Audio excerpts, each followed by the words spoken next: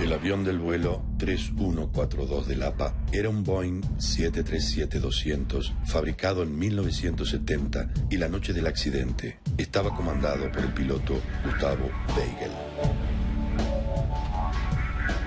Gustavo Weigel nació en Castelar, provincia de Buenos Aires, el 5 de mayo de 1954. Cuando nace, lo llevan a limpiarlo y a cambiarlo y se lo devuelven a mi abuela. Y mi abuela sospecha de que no era su hijo. Entonces habla con las enfermeras, vienen los médicos y se dan cuenta que el hijo de ella estaba en manos de una pareja inglesa, entonces cambian el hijo. Y mi padre siempre jugaba un poco con esto, ¿no?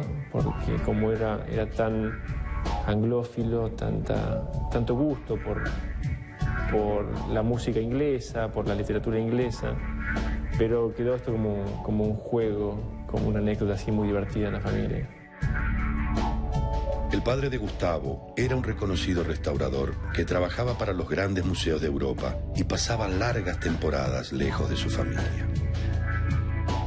Mi abuela en muchos momentos también viajó para Europa para acompañar a mi abuelo, que sufría el corazón, y su casa era una casa cuidada por una ama de llaves, una señora que limpiaba. Bueno, fue un momento de bastante soledad y angustia en ese momento. Creo que lo sufrió bastante mi padre.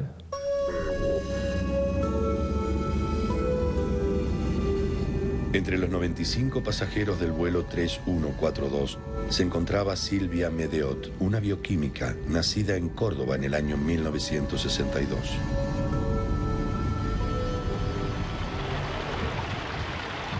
Oye, Silvite, mi vida, mírame.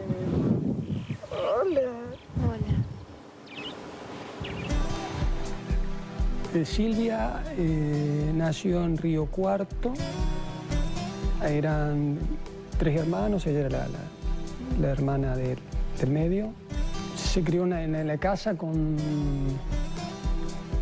los padres y los abuelos, era como una regla el tema de en el verano salir de vacaciones con los viejos. Llevaban a la abuela también, era como una familia muy integrada. Tenía muchas anécdotas de ese tipo. Ella era su política, digamos, de estudiar, era parte de su, integrado en su vida. En la universidad, la carrera, no sé si la hizo en el tiempo exacto o en menos tiempo, pero hacia el final de la carrera agregó el tema de las prácticas de laboratorio y no sé si en esa época empezó ya a llegarse a la investigación.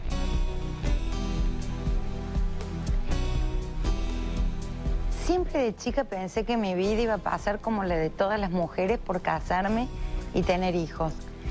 Qué sé yo, nacés y te ponen el muñequito en los brazos y jugás a la mamá y le das de comer al muñeco. Me acuerdo que con mi hermana nos habíamos comprado entre las dos, con el dinero de la merienda, un perrito pequinés. Y le poníamos los pañales y le dábamos la mamadera y le poníamos gorritos. Entonces, siempre pensé que esa iba a ser mi vida, ¿no? Casarme y tener hijos y la casa y la comida y... ni siquiera pensaba de chica en qué iba a estudiar y que iba a ser una profesional, que me podría haber destacado. No. La verdad que no sé de dónde saqué la carrera. Pero un día me desperté y dije voy a estudiar ciencia política. Sentado junto a Marité en el avión del APA se encontraba Oscar Nobile, un ingeniero cordobés de 37 años. Soy nacido y vivo actualmente en la ciudad de Córdoba, República Argentina. El barrio, la casa, la fábrica y el club marcaron muy fuerte, digamos, todos mis primeros años, mi infancia.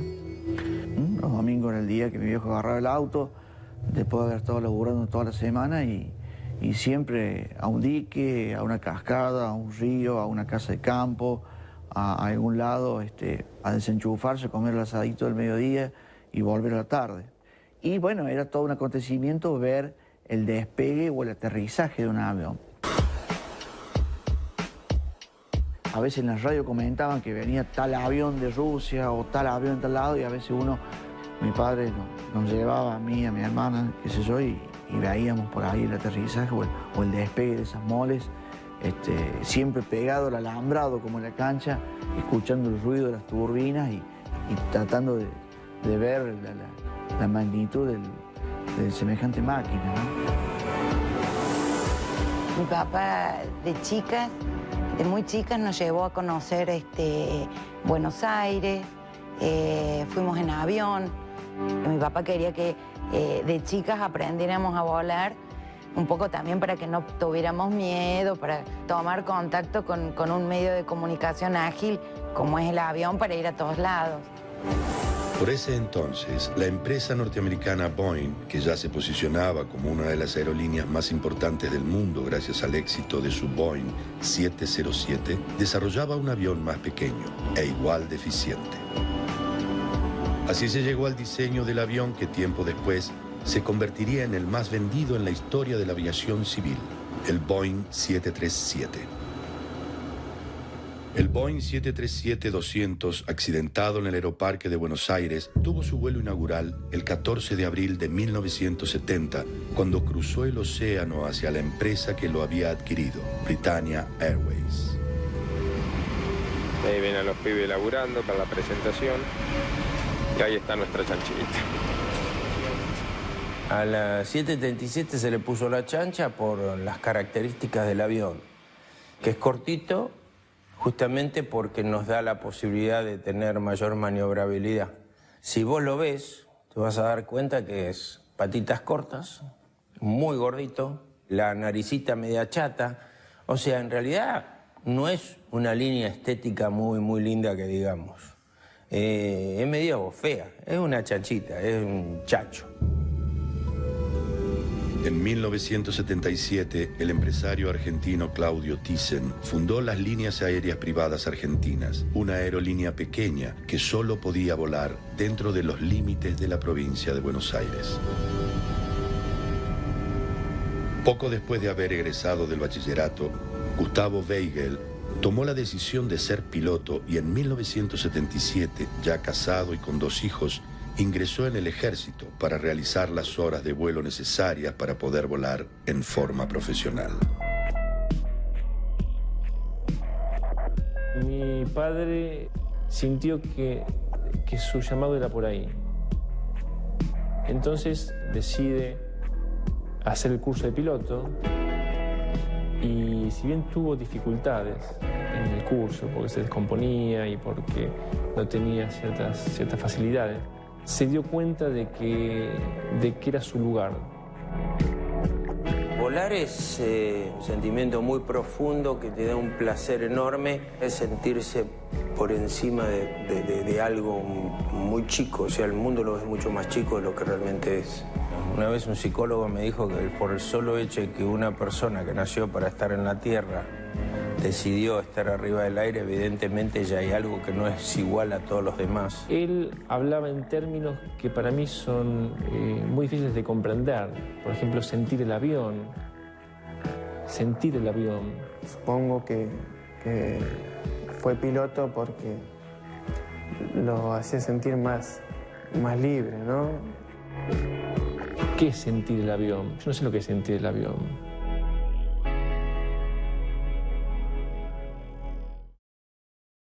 Hola. Hola.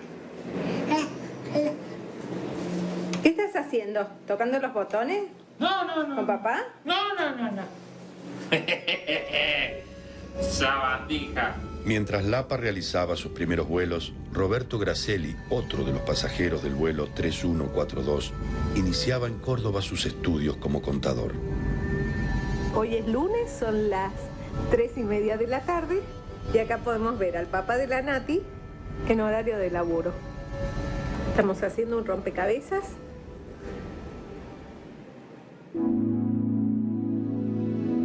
Bueno, no sé cómo surgió, pero a Roberto le encantaban los rompecabezas e inclusive cuando viajábamos en algunas vacaciones se llevó rompecabezas y lo armaba. Intentan otro rompecabezas. Chiquitito. La gran mayoría está todavía sin armar.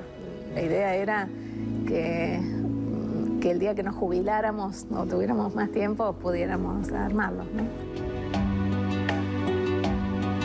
Él era muy responsable y en su juventud, además de estudiar mucho, también trabajó desde muy chico, pero su carrera, su elección fue la economía y la carrera de contador.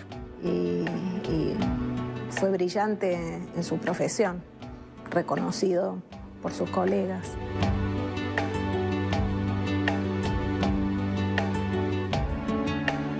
Roberto Gracelli estaba terminando sus estudios cuando Oscar Nobile comenzó la carrera de ingeniería.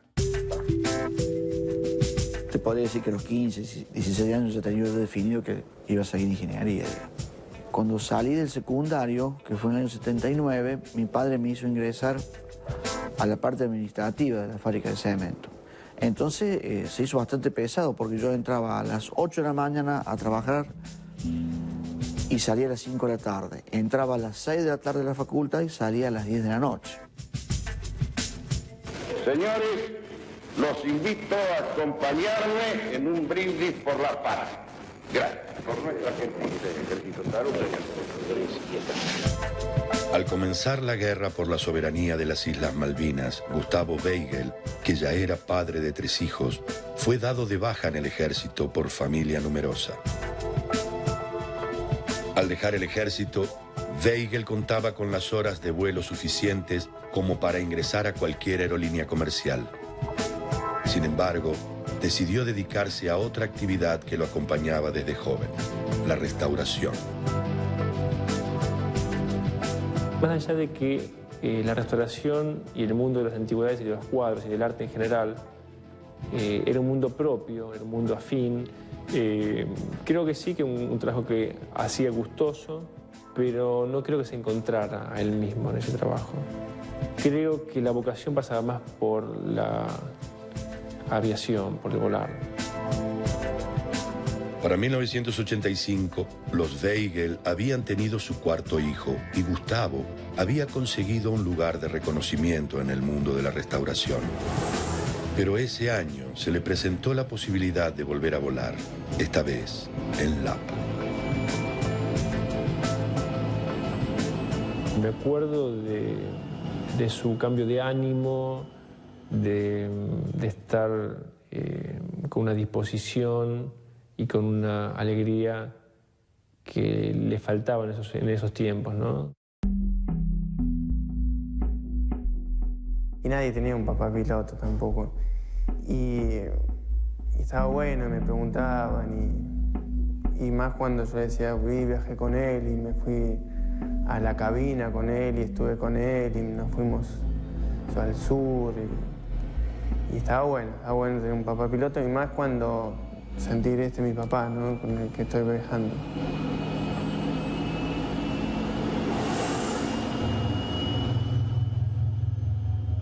En 1987, el Boeing 737-200 seguía sumando horas de vuelo en Britannia Airways, mientras Rafael Dobón, un contador de 33 años nacido en Buenos Aires, comenzaba a trabajar en el incipiente mundo del videocable como encargado de la contaduría de la empresa VCC. VCC entró por un aviso en el diario. De los tantos que escribí, bueno, ese terminó resultando. Ahí empiezo también en el área administrativa. Y bueno, yo había ido a Córdoba 2 o 3 veces estando todavía como trabajando en Buenos Aires, pero en realidad cuando empiezo a moverme más es cuando me voy a Córdoba, ¿no? Estudié ciencia política, luego estudié relaciones internacionales, pero ninguna de las dos carreras me subió al avión de Lapa. De chica siempre pensé que lo que iba a hacer era casarme y tener hijos. Antes de terminar el colegio yo tenía un novio, y si me hubiera casado con mi novio de hecho no se casó conmigo, se casó con otra chica, tiene 9 hijos y la mujer nunca trabajó. O sea, si yo me hubiera casado con mi novio ese, seguramente no hubiera trabajado nunca y no me hubiera subido nunca al avión. En 1989, Silvia Medeot, recibida de bioquímica y dedicada a la investigación, conoció a Raúl Nassi, el hombre que la acompañaría por el resto de su vida. Cuando nos conocimos teníamos 27 años. Nos conocimos a través de una amiga que trabajaba en el laboratorio donde estaba ella. El verano anterior habían ido a Perú con la hermana y unas amigas. Silvia le daba prioridad a sus cosas de lo que estaba haciendo y yo tenía que enganchar el tiempo justo para que tenía una cosa, tenía otra. Pero bueno, después nos empezamos a ver un poquito, después fui a la casa. Sí, esas cosas, sí, ¿no? Mírame. Pero hablamos antes. El nacimiento de Lucía fue como una introducción a otra etapa de la adultez.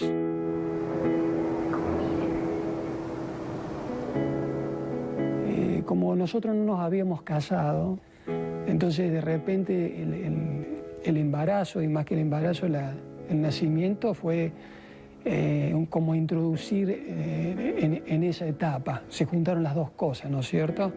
Creo que se empezó a madurar con el embarazo y cuando nació Lucía significaba para nosotros la consolidación de la pareja.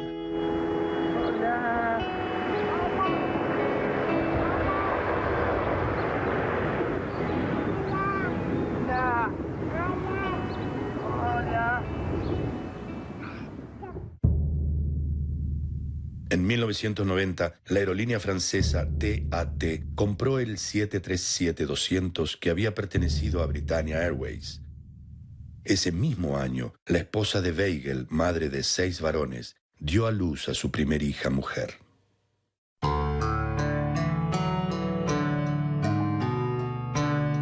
Y yo creo que para él sí, 7 son muchos. Pero bueno, también es como que se multiplica el trabajo, pero también se multiplica el amor. Tras el nacimiento de su hija Valeria, Gustavo Weigel decidió alejarse de la aviación.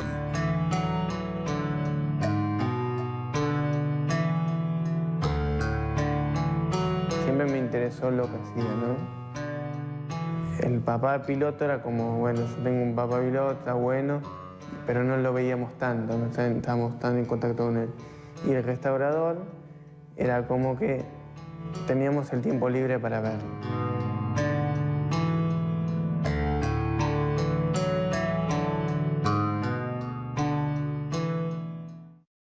El plan de convertibilidad cierra en sí mismo, es un plan de disciplina fiscal y monetaria para asegurar la estabilidad.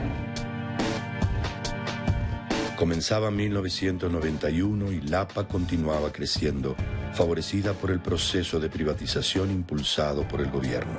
El piloto Gustavo Weigel, que había pasado casi 4 años alejado de la aviación, decidió regresar a esa empresa. Y él ingresa nuevamente como copiloto, es ahí cuando lo conozco, y a los meses, o un año aproximadamente, es cuando hacemos el curso de comandante de SAP 340 ambos. Ascendimos el mismo día, recuerdo perfectamente el vuelo que hicimos juntos, recuerdo lo importante que fue para ambos, porque fue un objetivo cumplido. Y recuerdo la noche, cuando terminamos el último vuelo, que la jefa de cabina, la azafata, cuando ya habían bajado todos los pasajeros, habíamos terminado todos los papeles, nos tenía unas copas de champagne para felicitarnos. Yo recuerdo que él, cuando regresa al APA, él dijo que, bueno, que era algo que no podía dejar de hacer, que era parte de su vida. Cada vez que pasaba cerca del aeroparque o veía un avión, sentía que tenía que volver porque ese era su mundo también.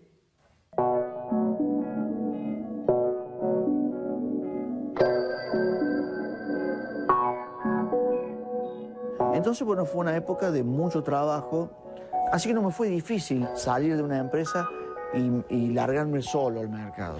Bueno, y en esto de largarse en forma independiente, uno siempre cae a Buenos Aires, ¿no es cierto? Iba yo a Buenos Aires con todos esos pedidos para comprar las cosas, para que me la mandaran a Córdoba y de ahí distribuirla con un transporte y bueno. Por esos años, el contador Rafael Dobón se trasladó a Córdoba junto a su familia para hacerse cargo de las empresas que la compañía BCC tenía en esa provincia. Los Dobón viajaron el 18 de julio de 1994, el mismo día en que en Buenos Aires tuvo lugar el sangriento atentado a la AMIA.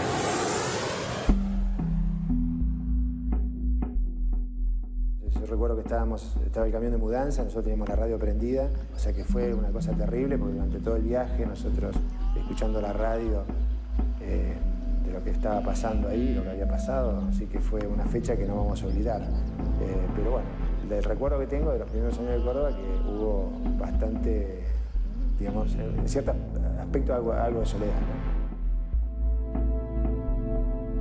En 1995, Silvia Mediot, que ya era madre de 2 hijos, formó junto a otros colegas su propio laboratorio dentro de la Universidad Nacional de Córdoba.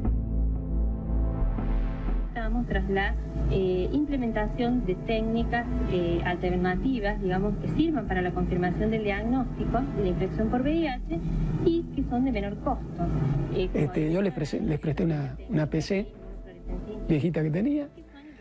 Y a fuerza de pulmón armaron el laboratorio y armaron una línea propia que digamos, con el tiempo se fue consolidando y, digamos, hoy el laboratorio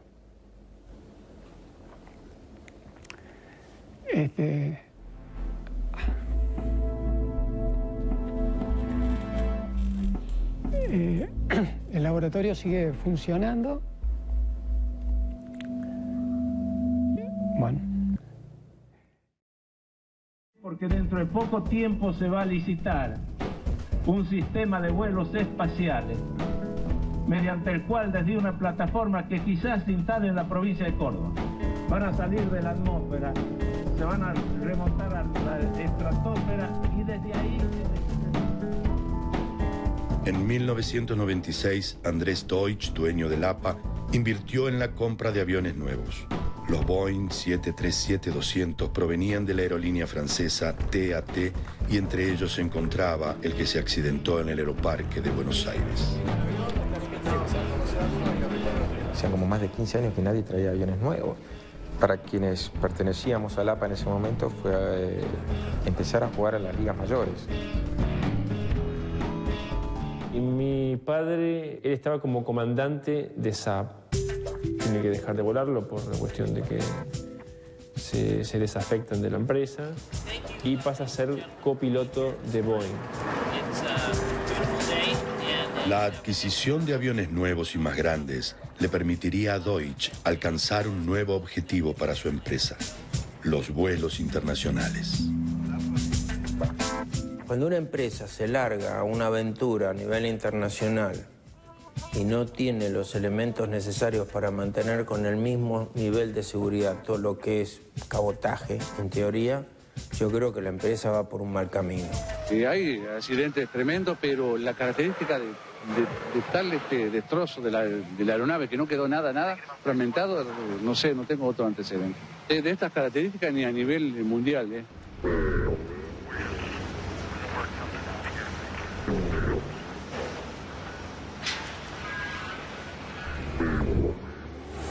Cuando pasa un accidente de semejante magnitud, y sobre todo cuando es aviones de línea aérea, en donde hay un nivel de profesionalismo bastante elevado, lo primero que uno pregunta y quiere saber es, en definitiva, lo mismo que todo el mundo quiere saber: ¿qué pasó?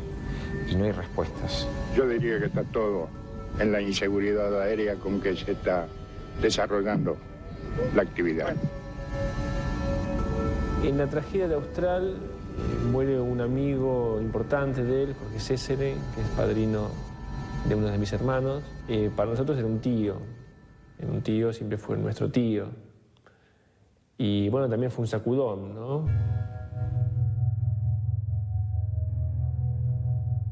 Algunos meses más tarde, todavía golpeado por la pérdida de su amigo, Gustavo Weigel rindió los exámenes para ser ascendido a comandante de 737.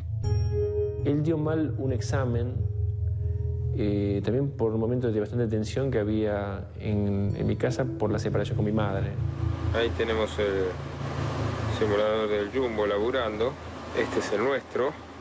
Meses después, Weigel volvió a presentarse a los exámenes y esta vez pudo demostrar que reunía las aptitudes necesarias para comandar un avión de la envergadura del Boeing 737. No, él estaba feliz, porque también el ascenso 737 fue un logro para él muy importante, haber pasado ese traspié, haberlo superado.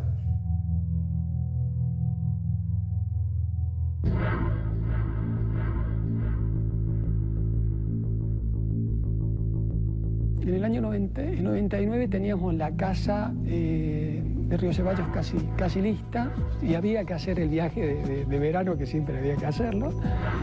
Entonces nos fuimos a las sierras de acá de Córdoba con los chicos, el último viaje que hicimos. Fuimos a Cuba, todavía recuerdo, así que fue un viaje hermoso, no solamente por lo que es el lugar, sino por lo que representa Cuba, ¿no? Que es conocer un pedacito del mundo que ya no existe. Así que realmente fue un viaje que lo disfrutamos mucho, ¿no? 1999, yo creo que lo vivía con mucha esperanza, ¿no? Con mucha ilusión de seguir trabajando, de seguir creciendo intelectualmente, de poder hacer cosas nuevas. Realmente, esos últimos meses me sentía conforme absolutamente con mi vida. Yo ese año quedé embarazada de Fede. No sirve mucho papá en esa zona. Bueno. Porque ahí es donde puede llegar a verse algo. Bueno. Roberto no quería saber el sexo del bebé y se enteró de casualidad por una tía que en un casamiento metió un poco la pata al contarle. Y bueno, así supo que el hijo que estaba esperando iba a ser un varón. Y bueno, y había elegido el nombre de Fede, pero me quedaba por decidir el segundo nombre. Y bueno, que lo elegí después que Roberto falleció y Fede se llama Federico Roberto.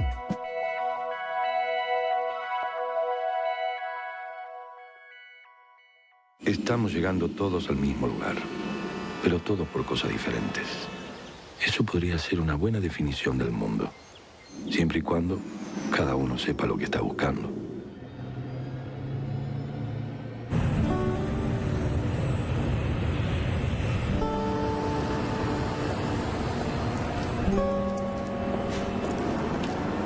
Y el 31 de agosto fue un viaje como los que tenía habitualmente. En ese momento me acuerdo, nos habían llamado a todos porque se iba a discutir el presupuesto del año 2000, entonces había una reunión a la tarde.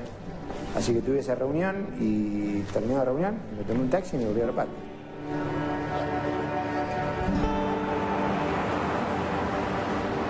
Viajo a Buenos Aires con todos los intendentes, transcurre el congreso muy bien y me voy al bar del Aeroparque y me siento a escribir el informe de todo lo que había pasado en el congreso. Llegué un rato antes, sí, ya habría llegado como una hora y pico antes. Inclusive salía otro vuelo que salió antes de la misma empresa que había lugar, pero yo no lo cambié. Había un congreso en Buenos Aires, entonces lo había organizado como para estar solamente 2 días allá. Los chicos nuestros no querían que viajara en avión. Ninguno de los dos chicos quería. Silvia me había hablado por teléfono y me había dicho en el horario en que llegaba. Creo que te va a dar a 9. Anda a buscar. Y la imagen, tengo la imagen. La imagen de cuando estaba en la pista y se dio vuelta y nos saludó con la mano en alto.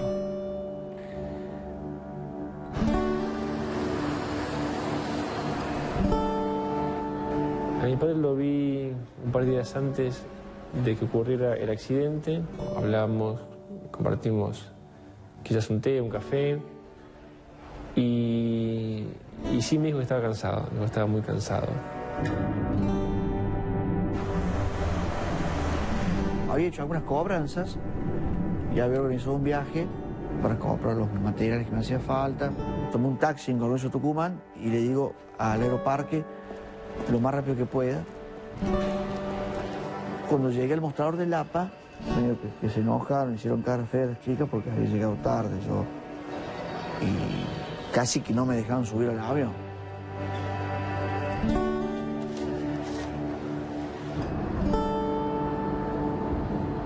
Roberto había viajado 2 noches antes a Buenos Aires para estas reuniones que tenía con los socios. Se le hizo un poco tarde para ir al aeropuerto e iba con otro socio más. Como ya habían embarcado a los demás pasajeros, a él después lo llevaron en una combi hasta el avión y le tocó el último asiento.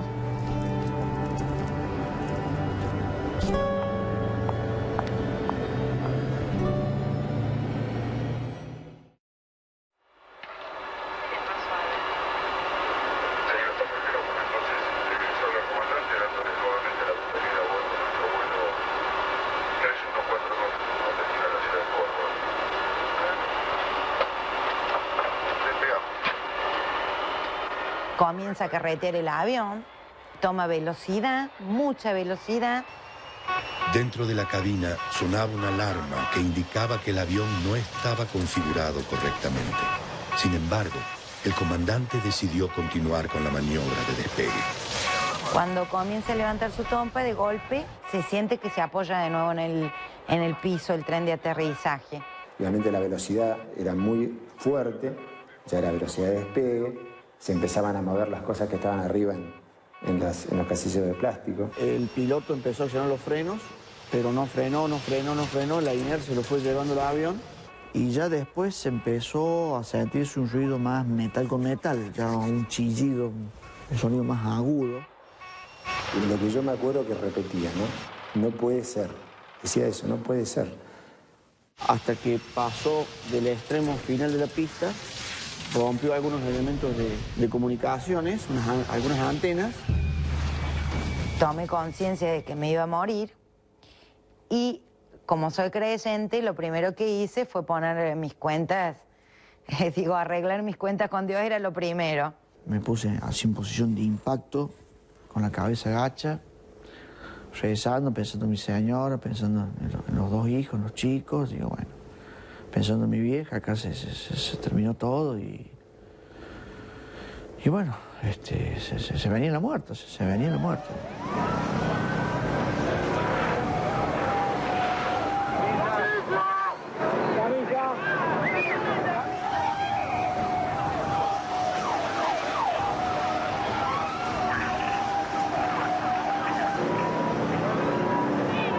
Después del momento del impacto yo había quedado medio aprisionado, cuando conseguí sacar la pierna y bueno, ahí salí corriendo. Se me quemaron, tenía todas las manos quemadas, tenía el pantalón quemado, las piernas quemadas, todo. Yo era una bola, una llama, toda yo era una llama. Tanto que yo no podía mirar para el otro lado. O sea, para el otro lado veía sombras, no veía... Era como una barrera que me hacía el fuego. Pero en ese momento mi oración fue, si tiene que ser ya, que sea rápido, que sea ya.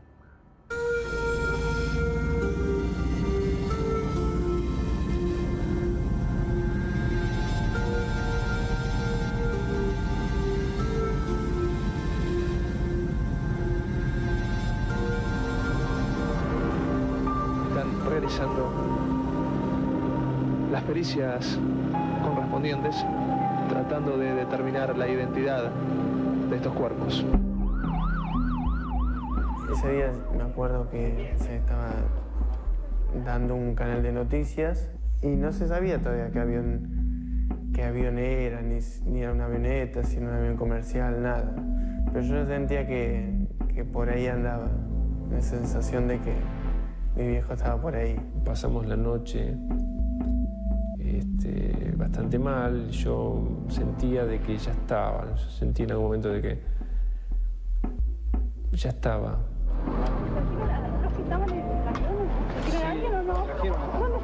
Trajeron chicas que están bien. Trajeron chicas que están bien. Están bien. ¿Querían pegar un familiar a bordo? Hay un hermano, no sé. En Córdoba, decenas de familiares esperaban la llegada del vuelo 3142. Había informaciones contradictorias de lo que pasaba en Buenos Aires, de que había problemas con la salida de los vuelos, pero no se decía la verdad de que había un accidente. Yo en el primer momento sigo sin pensar que me pudiera tocar.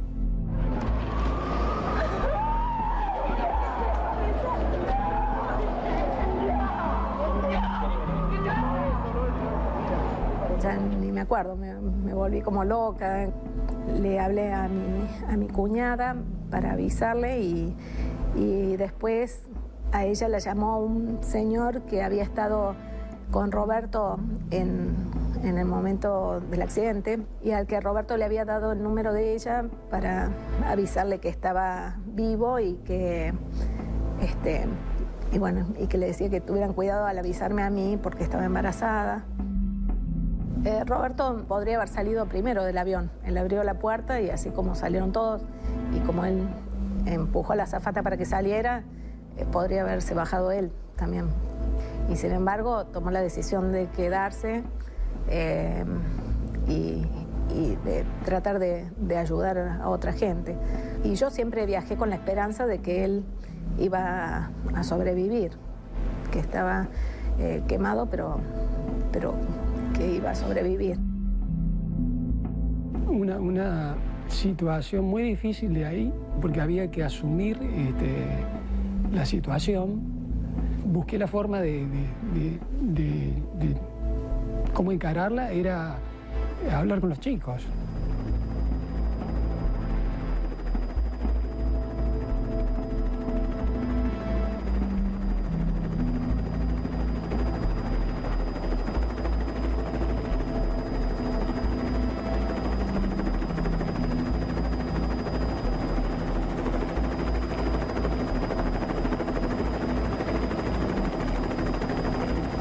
En general, con respecto al momento del accidente, yo siempre decía una cosa. Yo no tenía pesadillas del accidente. En realidad yo decía lo contrario, ¿no? Que la pesadilla empezaba cuando me despertaba, ¿no? Porque generalmente que si vos tenés pesadillas y cuando te despertás te das cuenta que era un sueño, decís, menos mal. Pero cuando es al revés, es más jodido. Lo que viene después del accidente es mucho peor que el accidente.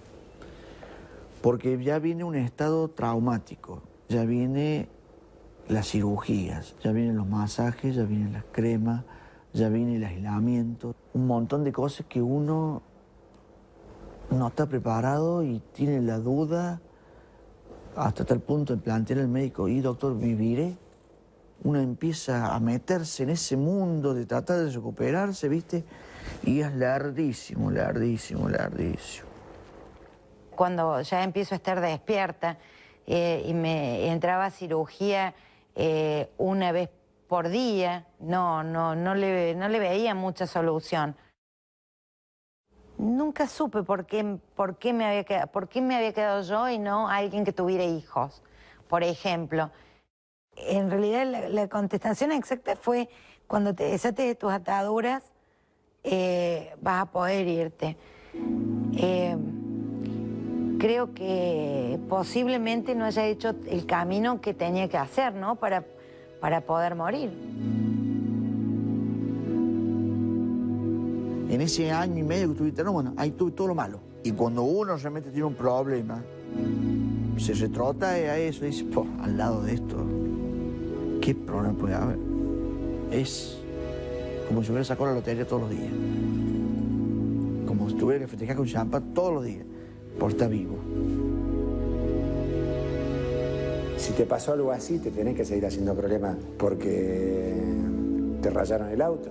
Por ahí me haga menos problemas de la raya del auto. Ahora, si no me hago nada de problema por la raya del auto, después eso, ¿hasta dónde sigue? Pero no me hago problema por nada después. Entonces digo, creo que hay que tenerlo en cuenta, pero yo hoy trato, aunque dentro mío esté siempre presente, y valga la redundancia, de dejar ese episodio lo más ausente posible.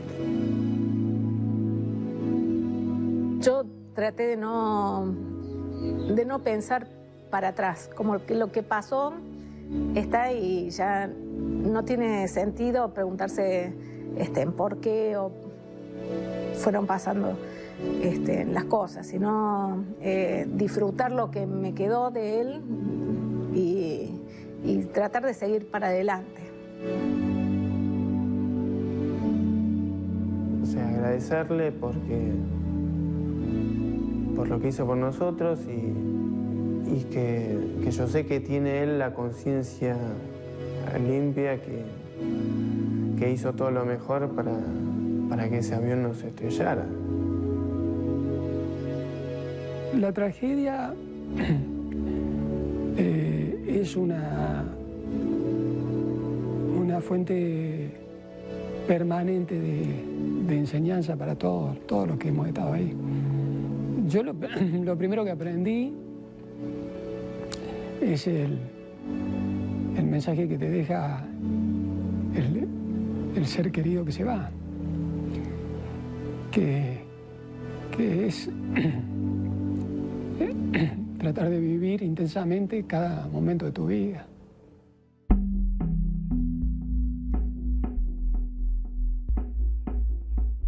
Vamos a a proceder a la lectura del veredicto. Le pido por favor a los asistentes que mantengan el orden. En 2005 comenzó el juicio oral a los imputados en la causa, el presidente del APA y 7 altos funcionarios de la empresa. El 2 de febrero de 2010 se leyó el veredicto por el que 6 de los 8 acusados fueron absueltos y los otros 2 sobreseídos, a pesar de haber sido encontrados culpables del delito de incumplimiento del deber de funcionario público. El juicio comenzó tarde y terminó tarde y mal.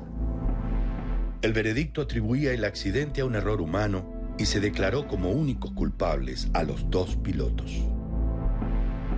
Y el veredicto fue realmente un golpe, sobre todo a la gente que perdió un ser querido, que no hayan culpado a nadie o hayan agarrado a 2 perejiles, como se dice, sobre una condena que es excarcelable, y no ir sobre el presidente de la empresa, que se le dijo, señor, cambie la actitud empresarial porque se va a caer un avión. El tipo no le dio bolilla, ni le interesó. Realmente fue una situación muy fea. Todos los directivos blancos van a cargar la culpa, van a cargar con la muerte de 75 personas, van a tocar el tiempo, viene la muerte de su padre, carbonizado. Progrese esta situación con una condena. O sea, nunca creí que iba a haber culpables, por la sencilla razón de que los victimarios son poderosos, saben cubrir sus responsabilidades. Perdiste a 7 amigas en ese vuelo, vos sola sobreviviste, un año internada recuperando tu rostro. ¿Qué se puede decir ahora? No sé qué decir, que acá se mueve todo con dólares. Y lo que nos encontramos es que las personas que están, nos tocó en este momento, que ejercen la justicia, las vemos como que no están a la altura de esa circunstancia. Las víctimas estaban esperando un fallo más ejemplificador. Ese fallo ejemplificador no vino, no apareció, y en definitiva se limitaron estrictamente a valorar la prueba muy de manera cerrada. O sea, todo un fiasco, realmente, porque lo único que en esto termina, lo único que se logra con esto es que esté todo preparado para que vuelva a pasar. Hoy, a más de 10 años de la tragedia que causó la muerte de 65 personas, los restos del avión descansan en containers lacrados y todavía nadie puede decir con certeza lo que pasó aquella noche en la cabina del Boeing 737 del APA.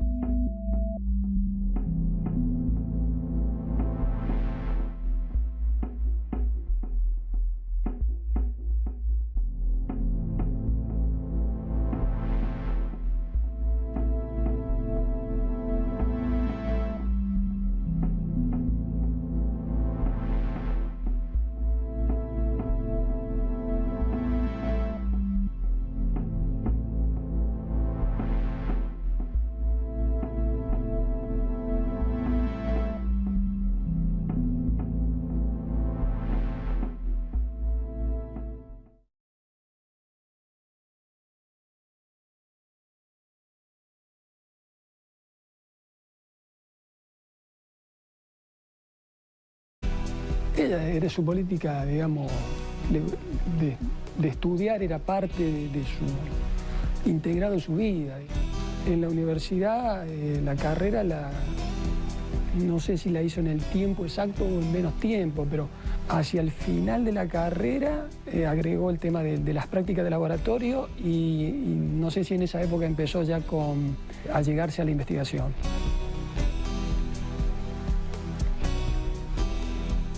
Siempre de chica pensé que mi vida iba a pasar como la de todas las mujeres por casarme y tener hijos. Qué sé yo, nacés y te ponen el muñequito en los brazos y jugás a la mamá y le das de comer al muñeco. Me acuerdo que con mi hermana nos habíamos comprado entre las dos, con el dinero de la merienda, un perrito pequinés. Y le poníamos los pañales y le dábamos la mamadera y le poníamos gorritos. Entonces, siempre pensé que esa iba a ser mi vida, ¿no? Casarme y tener hijos y la casa y la comida y Ni siquiera pensaba de chica en qué iba a estudiar y que iba a ser una profesional, que me podría haber... De bastante soledad y angustia en ese momento. Creo que lo sufrió bastante mi padre.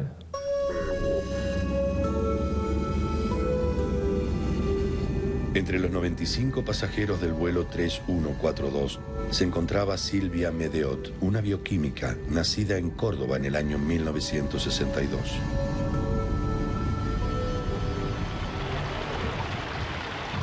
Oye,